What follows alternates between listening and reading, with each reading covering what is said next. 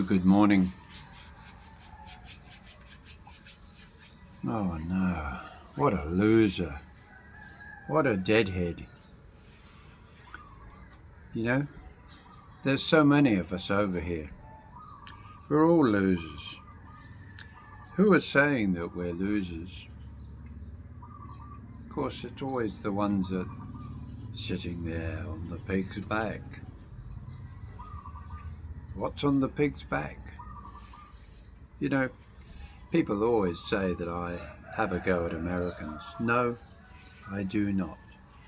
What I do is point out that for many, they approach life from the point of view that I'm all right, Jack.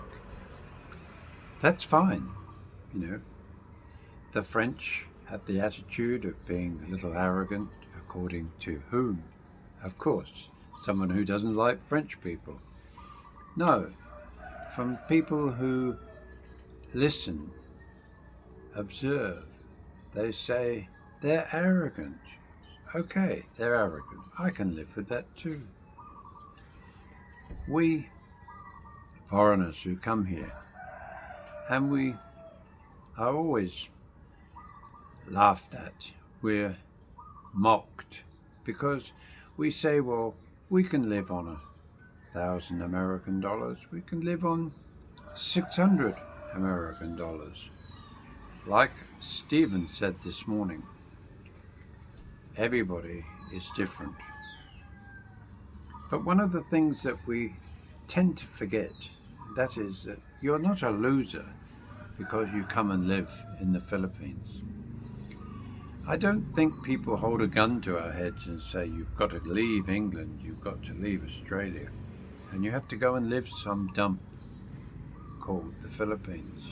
Of course they don't. What people seem to forget is that we make the choice to come here. In my case, I'd never been to the Philippines. I'd never even read up about the Philippines. I had no real knowledge of the Philippines except what I heard on SBS or Channel 7 or 9 in little small snippets of information. Oh, American, Australian, English guy kidnapped in the Philippines. Ransom offered. Ransom paid. Head chopped off. Not the greatest tourist attraction, is it? Well, that was the impression that I had of the Philippines. Anywhere a foreigner was seen, you had to be careful that you weren't kidnapped, attacked, shot, offered for ransom. Now, that's a dreadful way of looking at a country that is a developing country. It is a third world country, but it is a developing country. They're trying very hard. And it is always very hard when those that are in power, or in, should I say, in positions of authority and responsibility, are dipping their fingers into the pie and taking out from what would have been a very good project. Of course, I'm referring to the current situation, trying to keep up with the news.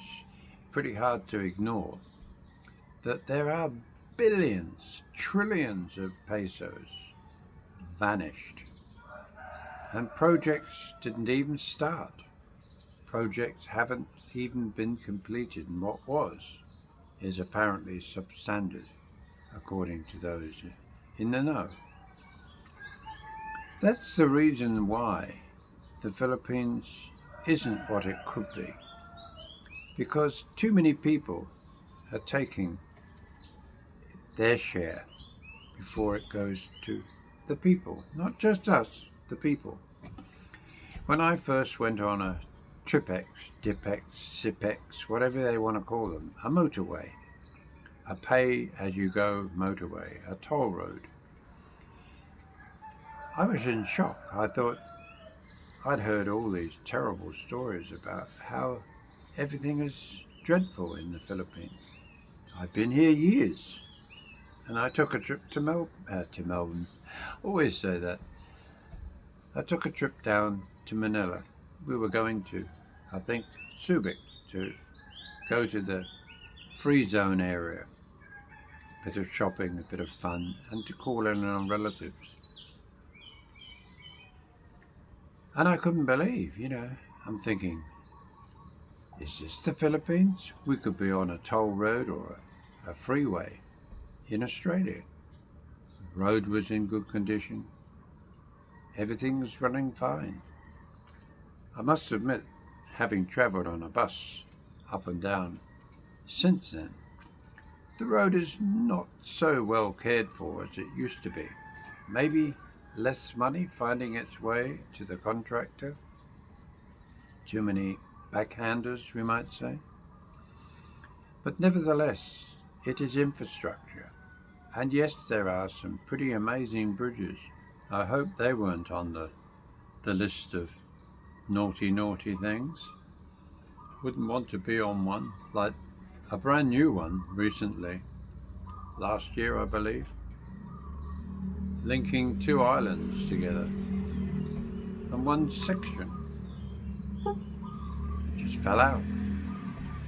Don't know quite what happened, but something pretty serious happens when one section of your bridge just disappears. I don't think anybody was injured, but if they were, I rest in peace, because there was only one place it was going, and that was into the sea below. But apart from the brownouts, apart from queues, apart from waiting and needing a lot of patience, the Philippines is a great place to live. There's a lot of scaremongerers out there saying this is going to happen, you're going to be forced to do this, you're going to be forced to do that. Let's wait and see, because that will have an effect on everybody if it's in fact the case. It might change your budget, it might alter your expenses. But if you're determined to live here, it'll just be a hiccup.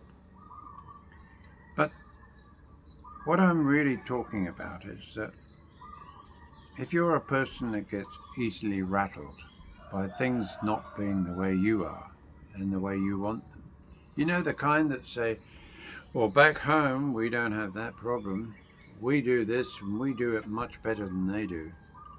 Well, you're not going to live here very long.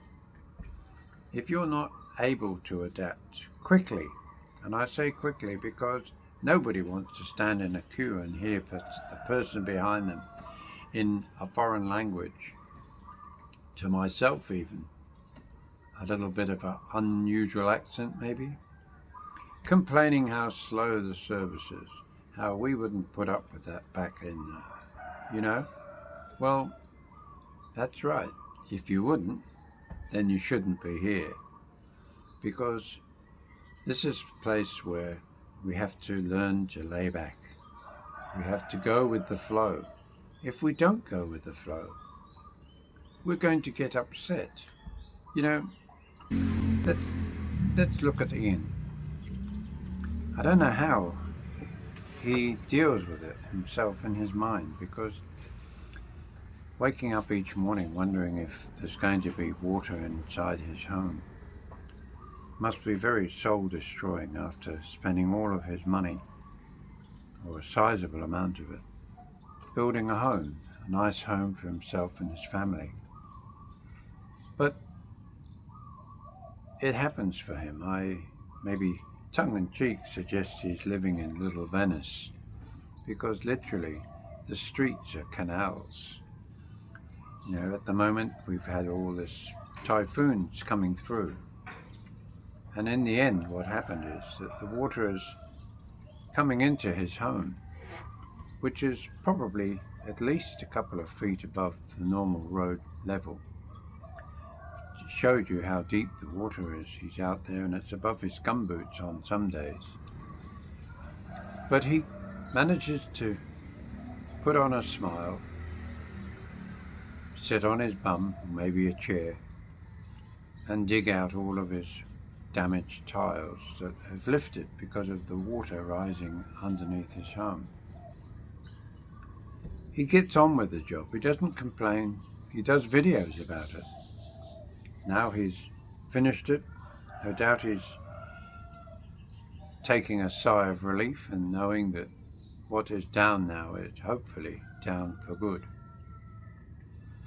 He's evaluated the fact that a lot of the water that is around his house that can't escape is there simply because the builders who built his home allowed for the downpipes to fill up around his home in what would be his garden or around the perimeter, instead of directing it, as most homes do, out onto the street. So he's in the process of doing that. But in the meantime, he gets on with life.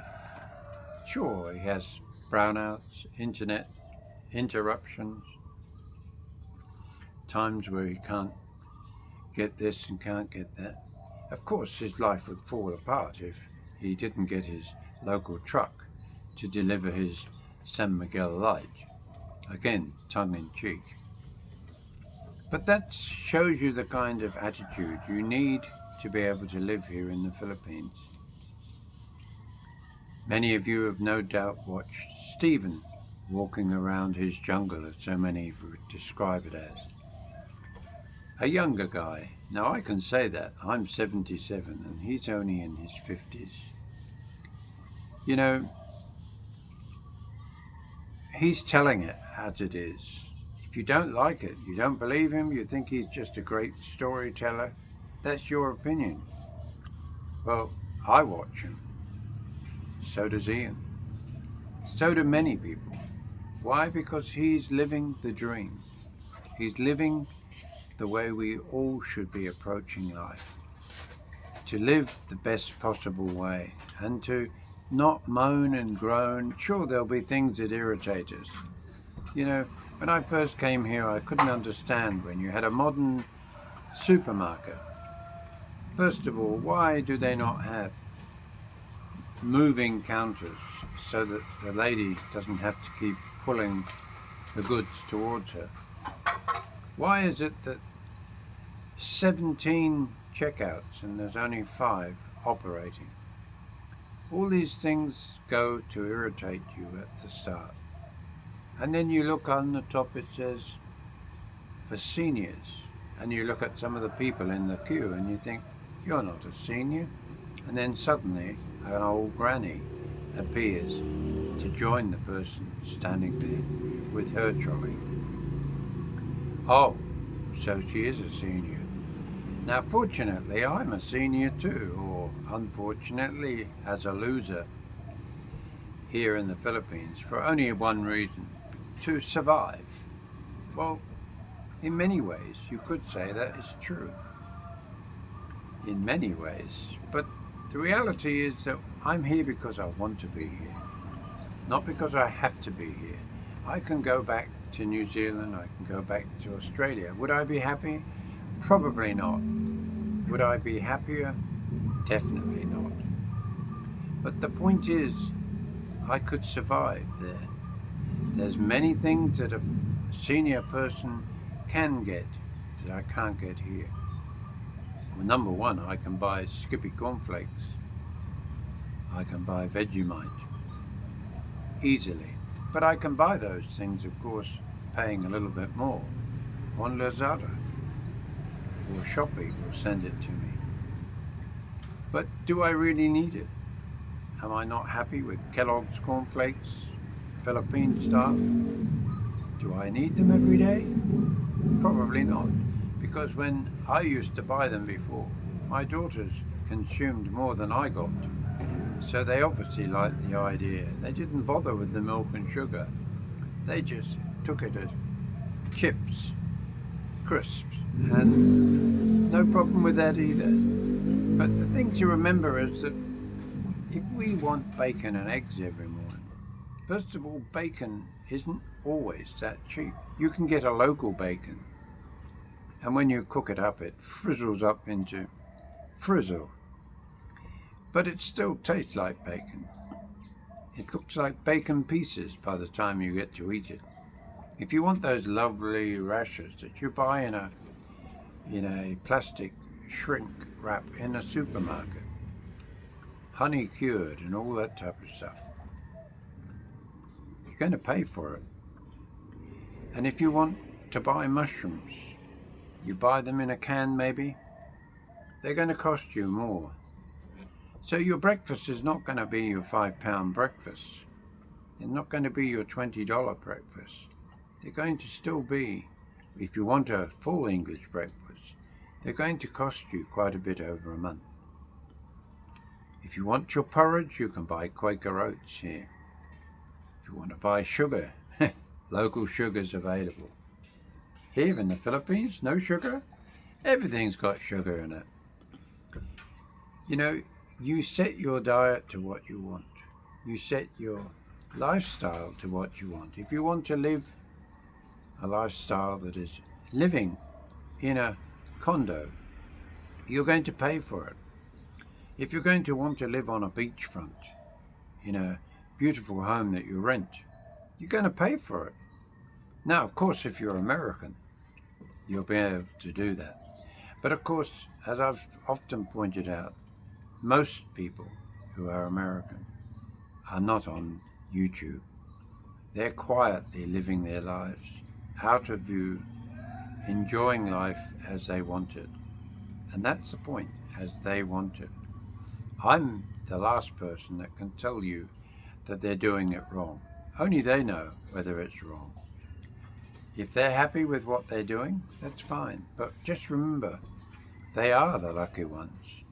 Because for them, it's been inbred in them to the point where the government, who everywhere in the world likes to take our money as we earn it, but it also provided alternatives that many of us in Australia and England and New Zealand were almost discouraged from having that private scheme.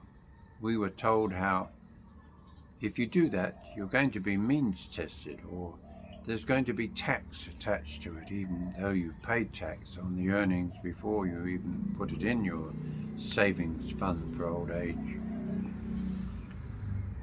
So already Americans live the high life as a general sense. Most retirees that are American are certainly living on a lot more than what an English, Australian or a Kiwi is living on, even maybe some European countries. Again, it's not envy, it's not jealousy that I say this, it's a fact. If you've got $7,000 a month to live on, imagine what you could be doing. You know, that if you had 50,000 pesos a week to spend, what's your lifestyle going to be like? It's certainly not going to be the same as somebody who's got $250 a week to live on, US. And that's the whole point. We can all sit here and brag about what we've got. Some of us even brag about what we've done in life before we came here. That's another point. You can't come to another country. Yes, you automatically reinvent yourself by coming here. Who wants to sit there and say, well, when I first started, I used to push trolleys in a supermarket, and then I worked for my father in an investment company, and then I did this, and then I did that. What have I done in my life? I've become an entrepreneur, I've done this. Do you really want to know that? People say to me, what have you done, John? I work in construction. That's all I say. Do I bother to say, well, I used to have a hammer and a chisel and a waistband and a ruler and a square and a drop saw? Was I a carpenter or was I a builder? Was I in construction? Did I have my own company? Did I employ other people? What's it matter? I just say I was in construction. Oh, and then they turn around and say to you, what, engineer? Of course, Filipinos love the idea that somebody is an engineer. Not at the moment, though. But you turn around and say, oh, yes, yes, yes. Yeah, engineer. What kind of an engineer? Always another question. Well, residential. Oh, wow. Good. Yeah. End of conversation in that area. But we do think that it's important, and really it isn't. It doesn't matter what Stephen's done, or what Ian's done, or Simon, or John, or Norman. What's important is he giving you information that you can build on? Is it true? Is it reality? All of these things are important for all of us to know.